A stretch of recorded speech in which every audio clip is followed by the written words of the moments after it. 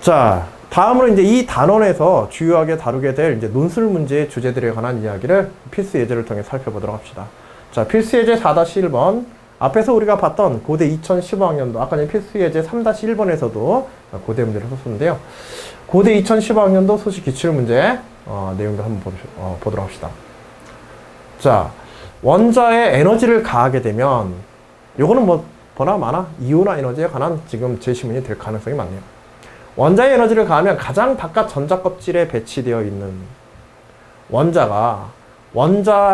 전자가 배치되어 있는 원자가 아니라, 전자가 원자 핵으로부터 떨어져 나오게 된다. 기체 상태의 중성 원자 한 개로부터 전자 한 개를 무한히 먼 거리로 떼어내는데 필요한 에너지를 이온화 에너지라고 한다.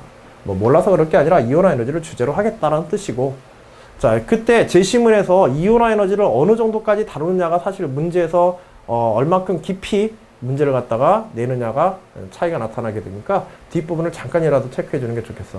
전자를 한 개 이상 떼어낼 경우 첫 번째 전자를 떼어내는데 필요한 전자 에너지를 제1 이온화 에너지라고 하고, 두 번째, 그러니까 제1, 제2, 제3 이온화 에너지 등과 같이 한 원자에서 전자를 순차적으로 이온화해서 전자를 떼어낼 때 순차적 이온화 에너지의 특성이 어떻게 되어지는지를 묻고자 하는 의도로 논술 문제에서는 그런 정도는 기본적으로 출제되는 그 요소라고 생각하시면 되겠어요. 그래서 이 단원 전체가 사실은 주기율에서 조금 중심으로 보고자 하는 건 원자나 이온의 크게 가는 건 주로 3단원에서, 그 다음에 같은 주기율의 특성에서도 이온화 에너지를 중심으로 해서 전자 배치와 이온화 에너지를 중심으로 해가지고 지금 문제들이 구성된 거를 선생님이 지금 4단원 문제로 이렇게 좀 잘라서 이렇게 분리시켜 놓은 거야.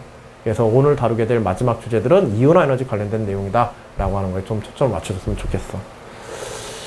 자, 주기율표에서 제2주기 15족에 속한 질소와 16족에 속한 산소의 제1 이온화 에너지는 각각 1404kJ/몰과 1314kJ/몰이다. 제3주기 15족에 속한 인과 제16족에 속한 황의 이온화 에너지 값의 크기를 제2주기에 속한 원소, 즉 질소, 산소와 비교하여서 예측하고 그 이유를 논하시오. 뭐 교과적인 내용에 대해서 알고 있느냐 뿐만 아니라 그것에 대한 과학적 원리가 어떻게 되는지까지도 정확하게 이해하고 있는지를 묻는 문제가 되겠지. 이온화 에너지의 특성에 대해서. 그리고 이온화 에너지의 특성이자 전자들의 배치에 따라서, 전자 껍질과 전자들의 배치에 따라 가지고 이온화 에너지가 어떻게 달라지는지, 또 전자 안정성, 특히 이제 파울리의 베타 원리라든지 이런 것들에서 같은 오비탈 내에 들어있는 스핀이 서로 다른 전자들의 쌍들이 존재하느냐 존재하지 않느냐에 따라서 원자의 안정성이 어떻게 되는지를 중심으로 해서 이온화 에너지의 변화들을 갖다가 이야기할 수 있는지, 그런 것들까지가 이제 보통 포함되는 문제들이야.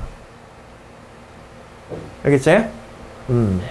그래서 15족에 속한 질소와 16족에 속한 산소의 경우에 같은 주기라고 한다면 원자 번호가 큰 놈이 이온화 에너지가 어떻게 되게 돼? 같은 주기에서는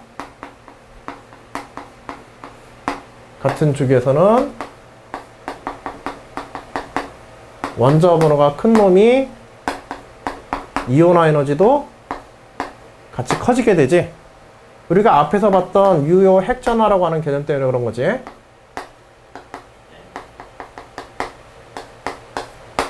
원자 반지름이 작다. 유효 핵전 반지름이 크고 원자 반지름이 작다. 그래서 전자와 원자 핵 간의 인력이 커서 이온화 에너지가 증가하게 된다. 이온화 에너지가 증가하나? 뭐야 이거? 15족에 속한 질소와 16족에 속한 산소의 제1 이온화 에너지. 그치? 보통은 이런 특성을 가져야 되지. 그치? 근데 그러한 특성에 대해서 지금 15족의 질소하고 여기에 있는 산소의 경우에는 어때? 그런 이런 일반적인 성향에 대해서.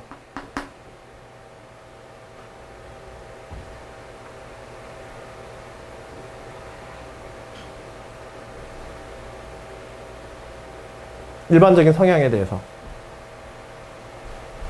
지금 누가 더 커? 이온화 에너지가. 질소가 더 크지? 왜 질소가 더 커야 되는지 그거에 대한 설명이 여기선 있어야겠지. 그치? 원래 일반적으로는 이런 특성을 가져야 되잖아.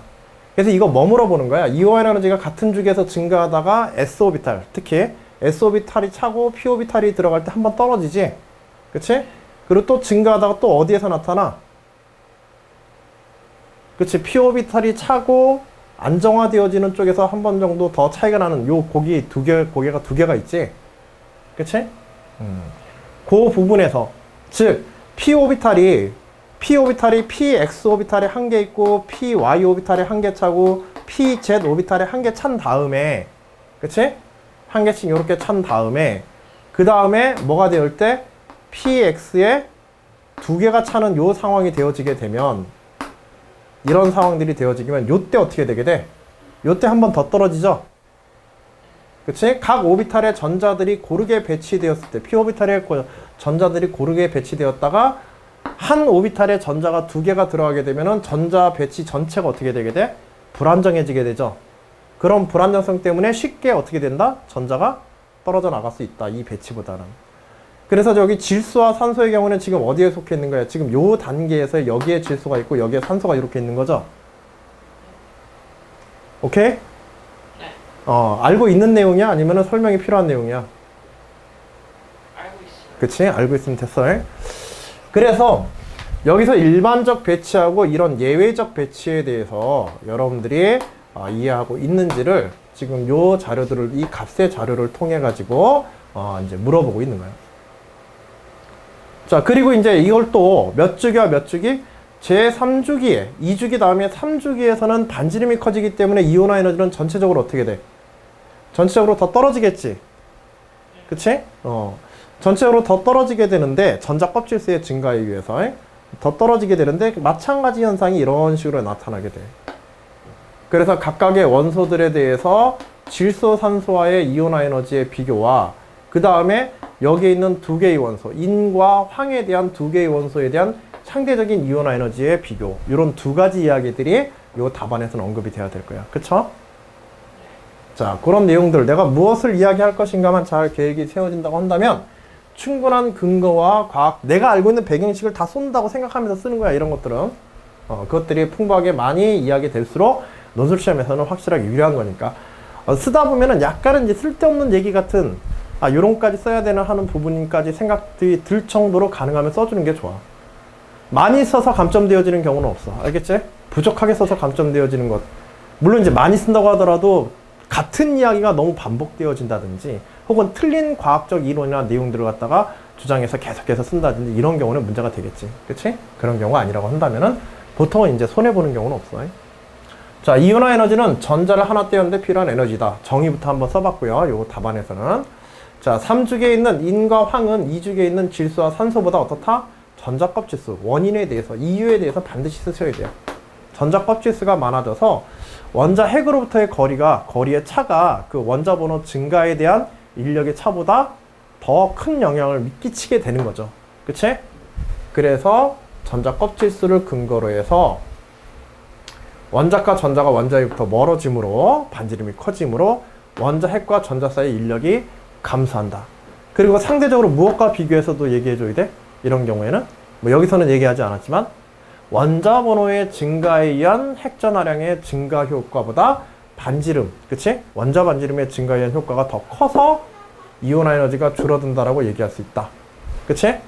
그 내용을 같이 플러스 해주는 게 좋아. 알겠죠? 자, 그래서 전체적으로 에너지는 각각의 인과 황은 1404kJ나 1314kJ보다 낮은 이온화 에너지 값을 가질 것이다. 자, 또한 인과 황을 비교했을 때는 인의 이온화 에너지 값이 황의 이온화 에너지보다 클 것으로 예측되어진다. 이거는 뭐 때문에 그렇다? 그치, 이거는 우리가 전자 배치를 설명해 줘야겠지? 그래서 p 오비탈에서의 파울리 베타의 원리에 의해 가지고 p 오비탈의 3개의 오비탈에 전자들이 고르게 배치되어서 이는 p 오비탈이 안정되어진 반면에 황은 p 오비탈에 스핀수가 쌍을 이루고 있는, 그치? 불안정한 그 오비탈 구조를 가짐으로 해서 오비탈 전자 배치를 가짐으로 해서 보다 쉽게 전자가 떨어져 나가는 특성을 가지게 된다. 유효 핵전하량, 원자 번호에 따른 유효 핵전하량의 증가보다 전자 배치에 따른 불안정성이 더 커진다라는 이런 얘기를 반드시 언급을 해야겠죠. 그래서 배치를 갖게 되는데 p 오비탈의 전자가 짝으로 치어져서 이들의 전자 반발력이 증가해서 불안정성이죠. 전자 반발력이라는 불안정성이 증가해서 황에서 전자를 떼어내기가 인보다 쉬울 것으로 예측되어진다. 라고 답안을 정의하시면 되겠습니다. 자, 뭘 얘기하고 싶은지 알겠지? 그리고 지금 여기에서 이런 이제 그 이온화 에너지의 변화에 대한 일반적 규칙에 대해 논술 문제에서는요, 이온화 에너지의 증가에 대한 그런 규칙들보다도 오히려 그런 예외적인 현상들이 일어나는 부분들에 대해서 보다 집중적으로 여러분들한테 질문을 해가지고 이온화 에너지에 영향을 주는 다양한 요소들을 여러분들이 생각하고 잘 알고 있는지 그걸 이제 한 번에 평가하려고 이런 요소를 중심으로 해서 논술 문제에서 자주 출제가 돼요. 알았죠? 자, 그 부분에 조금 집중해서 어떻게 설명하는지 가장 기본적이고 중요한 이제 예시의 문제로 여러분들이 삼아 주셨으면 좋겠습니다.